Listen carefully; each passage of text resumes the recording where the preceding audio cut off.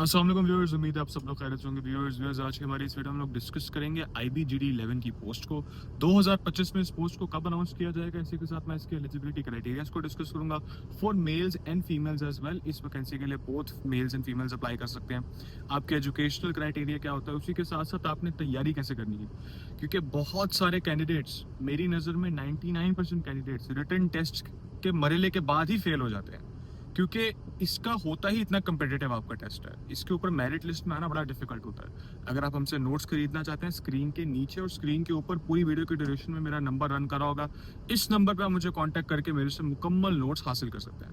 इसी के साथ आइए वीडियो का आगाज करते हैं। आगाज में सबसे पहले मैं आपके साथ डिस्कस करूंगा इसके एलिजिबिलिटी क्राइटेरियाज को, और उसके बाद मैं आपको बताऊंगा कि एक्सपेक्टेडली हमारी नज़र में ये वैकेंसी कब अनाउंस की जाएगी। तो the following are the eligibility criterias for one, both males and females can apply. इस वैकेंसी के लिए both males and females can apply. आपकी जो एज का क्राइटेरिया है वो 18 से 30 साल है, यानी कि अ वेरी रीजनेबल टाइम पीरियड जिसके ड्यूरेशन में आप अप्लाई कर सकते हैं। उसके अलावा आपकी जो तालीम है वो इंटरमीडिएट इक्विवेलेंट होनी चाहिए, which means 12 years of education. इसी के साथ साथ आपके 50% मार्क्स होने चाहिए, या तो C ग्रेड मिनिमम आपके इंटरमीडिएट के अंदर। आफ्टर दैट आपकी जो हाइट का क्राइटेरिया, जो आपकी फिजिकल मेजरमेंट्स है, मैं उसको डिस्कस करता हूँ आपके साथ। आपकी हाइट का क्राइटेरिया कुछ ये होगा कि for mails the minimum height criteria is 5 feet 7 inches and for females it is 5 feet 2 inches. For your own safety आपने जब भी इसको कैलकुलेट करना है, आपने सेंटीमीटर्स के लिए अंदर कैलकुलेट करना है, ठीक है। उसके बाद your eyesight needs to be 6/6 with और विदाउट ग्लासेस। तो जिनकी ग्लासेस लगी भी हुई हैं वो भी अप्लाई कर सकते हैं। The only condition is 6/6 with और without glasses. Chest 32 inches without expansion, आपकी छाती में से हवा निकालकर, and 33.5 inches with expansion. This is for men only.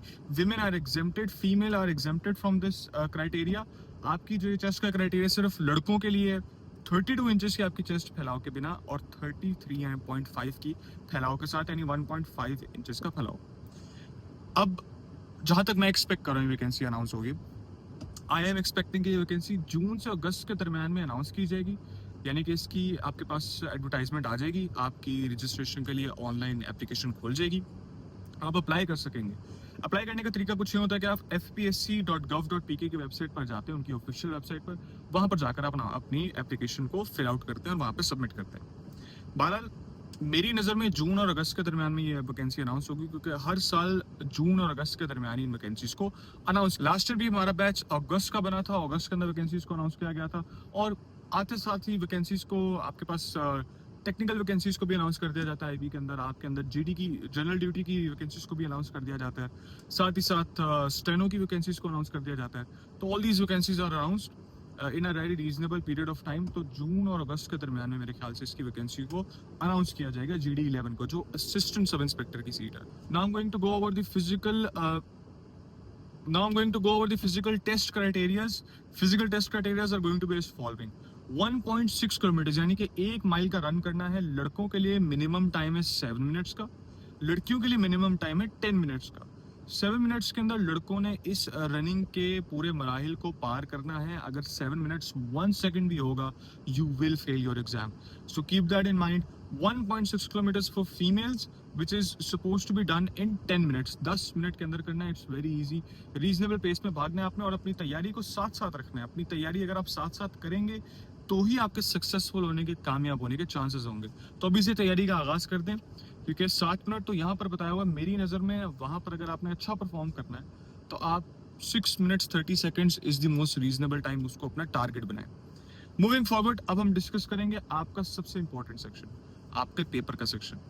IBGD 11 का पेपर इंग्लिश में होता है, बहुत कंपेटिटिव पेपर होता है। हाँ, FSC लेवल के आपके सवाल होंगे, लेकिन सवालों को आपने, मेजॉरिटी सवालों को सही हल करना है, यानी कि आपके पास गुंजाइश सिर्फ 2, 3 या मैक्सिमम 4 या 5 सवालों को गलत करने की होगी। इसका मतलब ये है कि आपने अपनी तैयारी को एकदम मुकम्मल रखना है।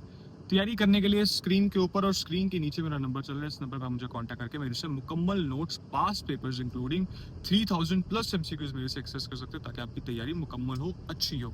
अब मैं आपके साथ सिलेबस डिस्कस करूंगा। सिलेबस में सबसे पहले आपके पास ये एक 60 मार्क्स का पेपर होता है।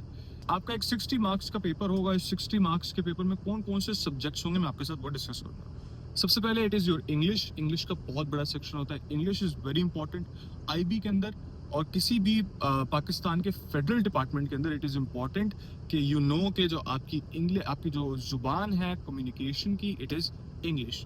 तो कीप दैट इन माइंड, आपकी इंग्लिश बहुत अच्छी होनी चाहिए, वर्बल में भी यानी रिटन में भी, और आपकी उसके अलावा स्पोकन में भी, वैसे भी, क्योंकि आपका आईबी का इंटरव्यू इंग्लिश में होता है, जो मैं आगे डिस्कस करूंगा आपके साथ। ये आप तब अपने आईबी के शॉर्ट लिस्ट होते हैं इंटरव्यू के लिए जब आपके रिटन टेस्ट के मेरिट में आप फॉल करते हो, यानी कि आपने वो एक उन्होंने there is a set number, इस नंबर ऑफ मार्क्स को आप टारगेट करेंगे, उसके बाद आपको इंटरव्यू के लिए बुलाया जाता है। First there is English, then there is Islamiyat. Islamiyat आपको सबको आती है, बहुत अच्छी आती है। इस्लामियत की तैयारी के लिए ऑनेस्टली स्पीकिंग इतना आपको सर खपाने की ज़रूरत नहीं पड़ती है, बचपन से पढ़ते आ रहे हैं अल्हम्दुलिल्लाह इस्लामियत। अगर आप एक रीजनेबल स्टूडेंट रहे हैं, it is not an issue for you. पाक स्टडीज़, मुताला पाकिस्तान, इसको ज़रूर दोहरा लें। पाक स्टडीज़ के सवाल हमसे ले लें। आईबी के मेजॉरिटी सवाल रिपीटेड आते हैं, बहुत हद तक रिपीटेड सवाल होते हैं, तो आपने अगर अपनी तैयारी करनी है तो मेरे साथ तैयारी कर सकते हैं आप। बहरहाल मुताला Pakistan, Islamiyat very easy, not too difficult at all. उसके बाद भी है जनरल नॉलेज या जीके। जीके का जो सेक्शन होता है उसके अंदर आपके पास जो सवाल आते हैं वो कहीं से भी आ सकता है। आपकी करेंसी का सवाल आ सकता है, कैपिटल का आ सकता है, आपके इंपॉर्टेंट पर्सनैलिटीज का आ सकता है, जियोग्राफिकल साइट्स का आ सकता है। तो इसका जो मेरी नज़र में सबसे बेहतरीन तरीका तैयारी का वो यही है कि आप मोस्ट रिपीटेड क्वेश्चंस को तैयार करें, क्योंकि जब आप मोस्ट रिपीटेड क्वेश्चंस को तैयार करेंगे तभी आपकी आईबी की तैयारी मुकम्मल होगी। The way I look at it,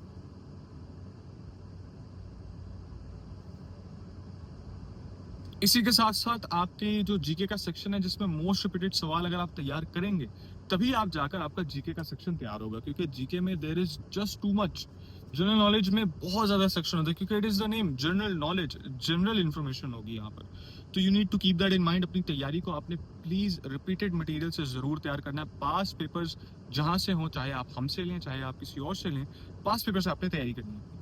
moving forward, उसके अलावा आपकी जो सेक्शन होता है वो एक होता है आईक्यू का, वर्बल का। इस वर्बल का जो सेक्शन होता है इसके सवाल थोड़े आसान होते हैं। इसको अरिथमेटिक भी कहते हैं, मैथ्स भी कहते हैं, इंटेलिजेंस क्वेश्चंस भी कहते हैं, आईक्यू जिसको हम कहते हैं। तो ये बेसिकली जो आपके तीनों सेक्शन एक ही में कंप्रेस कर दिया होता है। इसके अंदर आपके जो सवाल होते हैं वो बेसिक कॉमन सेंस वाले सवाल होते हैं। ये सवाल उस बंदे से पूछे जाएंगे जिस बंदे से एक्सपेक्ट किया जाए कि हाँ इस बंदे के पास कॉमन सेंस होगी। तो सवाल कुछ यूं नोयत के होते हैं कि आपके पास for example let's say car is travelling at a speed of 120 kilometre per hour. तो 120 किलोमीटर पर आवर की स्पीड पर ट्रैवल करती हुई ये कार अगर 1 घंटा इसी स्पीड पर ट्रैवल करती है तो आधे घंटे में कितना डिस्टेंस कवर करेगी। तो आधे घंटे में 120 किलोमीटर पर आवर यानी कि 120 किलोमीटर 1 घंटे में, तो उसी को अगर आप 2 से डिवाइड कर दोगे तो आपका आंसर होगा 60 किलोमीटर। तो बेसिकली ये आपके वर्बल के इतने आसान सवाल आते हैं। एग्जैक्टली कभी कभी होता है इतने आसान भी नहीं होते, बट वर्बल का भी सेक्शन मैं आपके साथ शेयर करता हूँ। वर्बल का वो वाला सेक्शन जो मोस्टली आता है इन पेपर्स के अंदर, वही सेक्शन मैं आपके साथ शेयर करता हूँ। मेरी यही एक्सपेक्टेशन होती है कि मेरी तरफ से आप ये एक्सपेक्टेशन कर लें कि मैं आपको जो मटेरियल प्रोवाइड कर रहा हूँ 80 to 90% आपका पेपर वहाँ से है।